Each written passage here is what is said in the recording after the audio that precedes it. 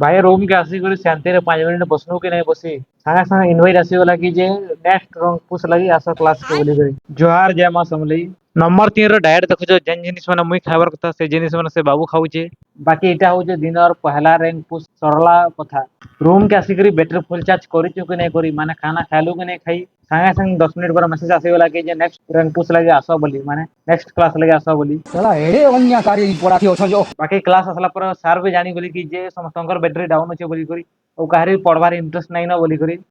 तो क्लास टा टिके मजा और टिके पाठ पढ़ा तार संगे टिके खुशी खुशी रे हे गला बाकी 2 नंबर रो सुडोकू खेलबार कंसिस्टेंसी देखि कर मुई भी पागल हे गनी न लागो जे मते भी मोर जीवन एते कंसिस्टेंसी आनबार पड़बा यदि बॉडी बनाबार अछि बाकी इटा होचे लास्ट न्यू रो कथा जेते बेला जॉन स्ट्रिंग हे आसुतला नंबर 2 माइक ऑन करी कहला मते कि जे 15 मिनिट कैंप करे था मुई आसु जाना काम दोचे जे किछि नहीं वो डायरी दुइटा किनबार थिला कालठानो टिके पैसा बेसी हे तो हिसाब किताब करबार अछि कि लगी